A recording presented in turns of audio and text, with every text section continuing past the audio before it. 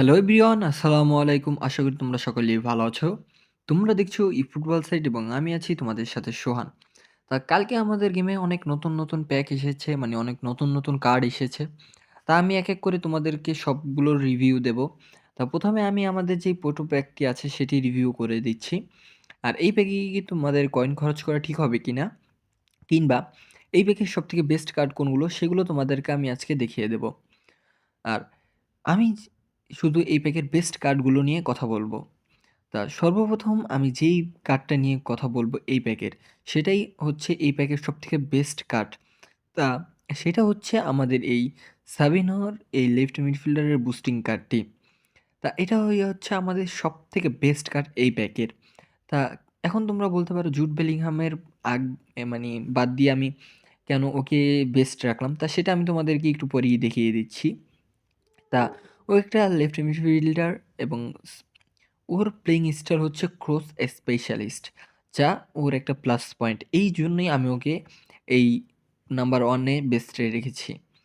আর ওর stat তোমরা দেখতে পাচ্ছ যে আমার বলার কিছুই নেই। Ball control, dribbling, tight position, low pass, lofted pass, তারপর ভালো ফিনিশিংও আছে, কার্লও আছে এবং ওর যেই স্পিড এক্সেলারেশন সেটাও খুবই ভালো এবং কিকিং পাওয়ারটাও খুবই ভালো আছে।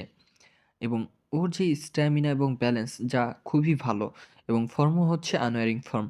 এবং ওর স্কিলসের ভিতরে একটা উইঙ্গারের যত স্কিল থাকা দরকার, সিজো স্পিন, ডাবল ডাস, flip flap, cut behind, sole control, ডাস পা, throw, passing, pinpoint crossing, outside কাল, গেমসম্যানশিপ, সকল প্রকার স্কিলস আছে।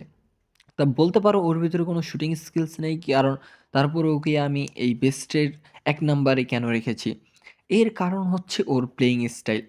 কারণ ও একটা ক্রস স্পেশালিস্ট এবং ওর এই যে কার্ল, তারপর লো পাস, লফটেড পাস খুবই ভালো আছে। যার কারণে ওকে দিয়ে ক্রসটা খুব সুন্দর হবে। আর যেই কারণে ওকে দিয়ে কেউ ফিনিশিংও করবে না। তাই ওকে দিয়ে শুধু ক্রস করবে। আর এরপর আমি যে কার্ডটি নিয়ে কথা বলব সেটি হচ্ছে আমাদের এই জুড বেলিংহামের এই অ্যাটাকিং মিডফিল্ডারের কার্ডটি।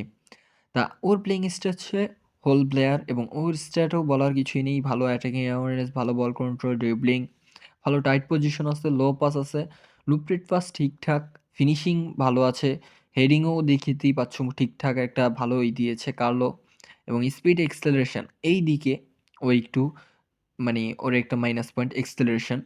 কারণ যেহেতু এটা একটা অ্যাটাকিং মিডফিল্ডার তাই স্পিড আরও বেশি প্রয়োজন ছিল।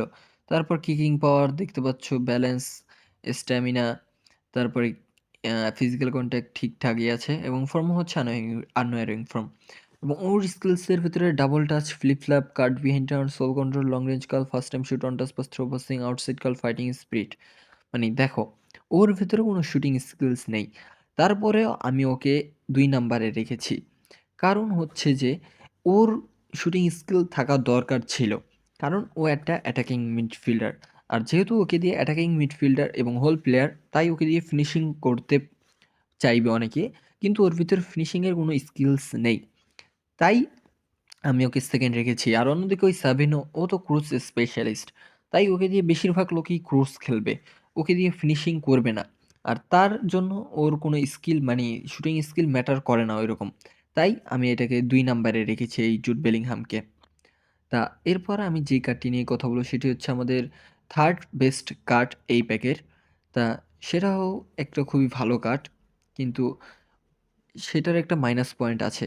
সেটা হচ্ছে অ্যান্টোনিও গর্ডনের এই লেফট উইং এর কার্ডটি এবং ও হচ্ছে ক্রিয়েটিভ প্লেমেকার এবং ওর স্ট্যাট দেখতেই পাচ্ছ যে খুব ভালো আছে। ভালো স্পিড এক্সেলারেশন আছে এবং কিকিং পাওয়ার আছে, যা আমাকে খুব ইমপ্রেস করেছে। এবং ওর স্কিলসের ভেতরেও খুব ভালো স্কিল, শুটিং স্কিল, পাসিং সব ভালো স্কিল আছে। কিন্তু তারপরেও আমি ওকে 3rd রেখেছি, কারণ ওর এই ক্রিয়েটিভ প্লেমেকার এবং ওর যে এই ফিনিশিং, মানে ফিনিশিং নয় সরি, কাল এবং এই যে লো পাস্ট এবং লফটেড পাসটা একটু কম।